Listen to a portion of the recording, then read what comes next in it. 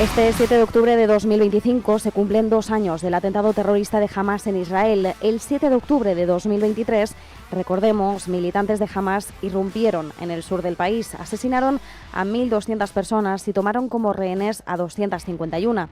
A día de hoy, 48 siguen cautivas en Gaza y se cree que 20 están con vida. El atentado terrorista de Hamás desató la respuesta de Israel, una respuesta que a día de hoy ha sido calificada como desproporcionada, con una acusación oficial de genocidio por parte de la ONU. Más de 67.000 palestinos han muerto por la ofensiva israelí. En torno al 90% de la población de Gaza se ha visto forzada a desplazarse. Los que se han quedado en la franja sufren hambruna y la franja ha quedado reducida a más de 50 millones de toneladas de escombros. Se calcula que unas 10.000 personas podrían estar sepultadas bajo esos escombros y no forman parte de la cifra oficial de fallecidos. Mientras, en Egipto, delegaciones de Israel y Hamás mantienen negociaciones sobre el plan de 20 puntos de Donald Trump, el más avanzado hasta ahora para poner fin a la guerra en Gaza.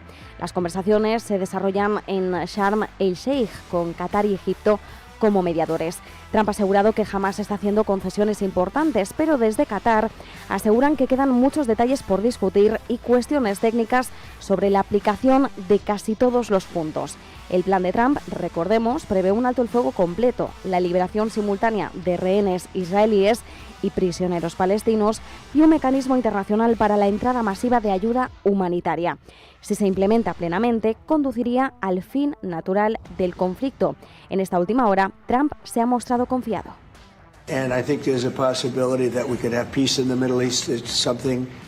Creo que existe la posibilidad de que tengamos paz en Oriente Medio, algo que va más allá incluso de la situación en Gaza. Queremos la liberación inmediata de los rehenes y por eso nuestro equipo está allí.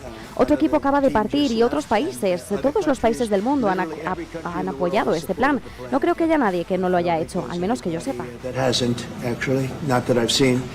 En Israel la jornada está marcada por el duelo, pero también por la división política. Hoy Tel Aviv acoge un acto conmemorativo organizado por las familias de las víctimas, un evento que se celebra aparte de la ceremonia oficial del gobierno que tendrá lugar la próxima semana.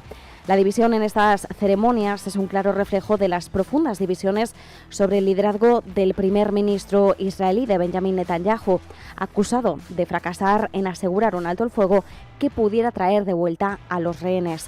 Las protestas semanales contra su gestión continúan y analistas locales señalan que Israel está hoy más dividido y aislado internacionalmente. En el sur del país, miles de personas se han reunido hoy en Reim, donde se celebró el Festival de Música Nova, escenario de una de las peores masacres del ataque. Allí, 400 jóvenes fueron asesinados y decenas secuestrados. El lugar se ha transformado en un santuario improvisado con retratos, flores y cientos de fotos colgadas alrededor del área donde se encontraba la cabina del DJ. Hamás sigue justificando el ataque del 7 de octubre como una respuesta a décadas de ocupación y asentamientos israelíes, pero el precio para los palestinos ha sido devastador. Israel ha sido acusado de genocidio por la ONU y la Corte Penal Internacional busca la detención de Netanyahu y su exministro de Defensa por usar el hambre como arma de guerra. A 2 años del ataque, el panorama sigue siendo incierto.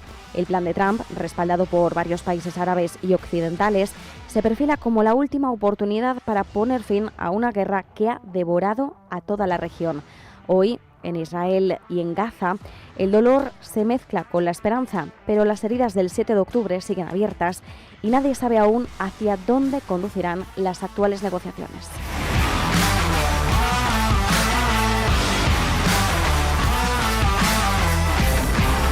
La Corte Suprema podría darle a Donald Trump poder absoluto para despedir funcionarios. El organismo está a punto de revisar los límites que desde hace décadas impone al control presidencial sobre las agencias federales. Se trata de un cambio que reescribiría el equilibrio de poder en Washington.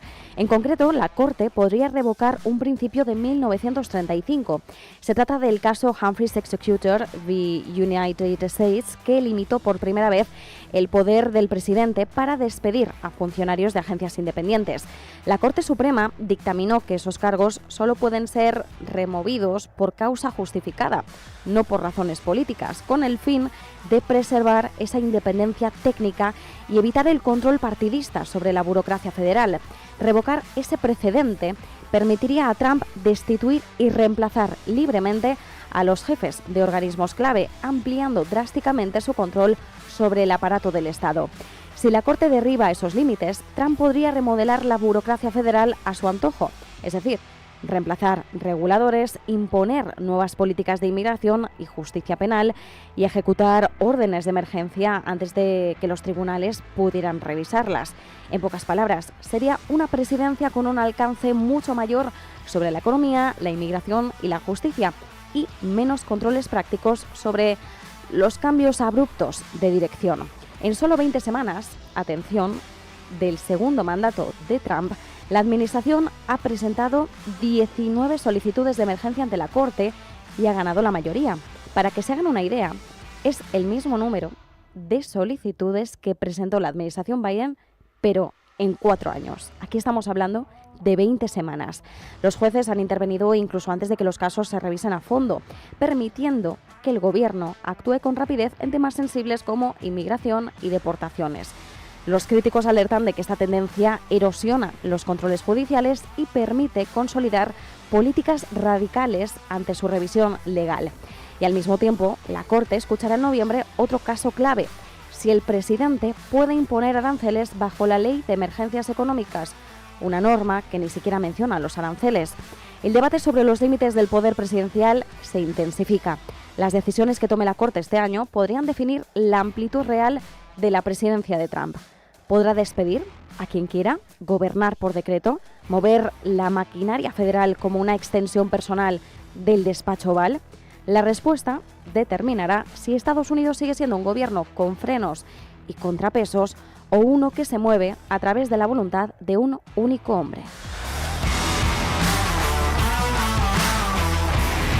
Y mientras tanto, Francia vive una de sus crisis políticas más profundas en décadas. Después de la dimisión del primer ministro Sébastien Lecornu, el presidente Emmanuel Macron le ha dado 48 horas más para negociar un acuerdo que permita aprobar los presupuestos de 2026 y evitar que el país entre en bloqueo total. Evidentemente ya no estamos hablando de 48 horas, ya le queda mucho menos.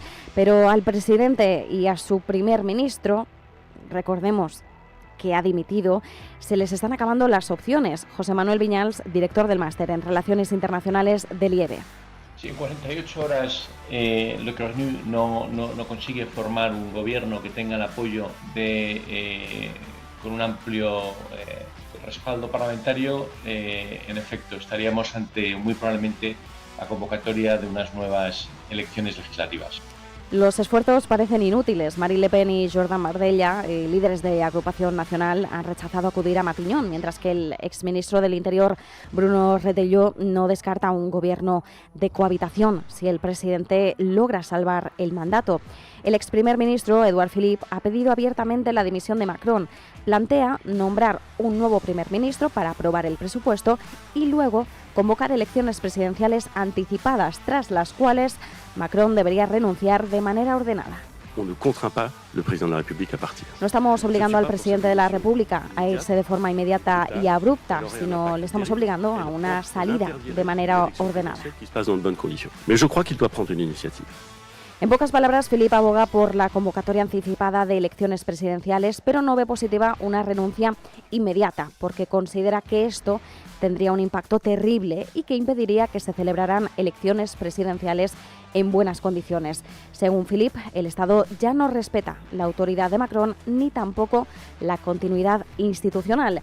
Mientras el panorama político se descompone, el déficit comercial francés ha mejorado ligeramente, pero las agencias de calificación advierten sobre el riesgo financiero si el país no logra formar un gobierno estable. Según una encuesta del ABE, el 51% de los franceses cree que la renuncia de Macron ayudaría a desbloquear la situación. Por ahora, el presidente se aferra al cargo, confiando en que Le Cornu logre un pacto de última hora. Pero el tiempo se agota y la presión crece desde todos los frentes. La oposición pide elecciones, sus antiguos aliados lo abandonan y el país se asoma a una verdadera crisis de Estado. Philippe lo califica como una bomba descomunal y lo cierto es que en París ya nadie descarta que Emmanuel Macron esté viviendo el principio del fin de su mandato.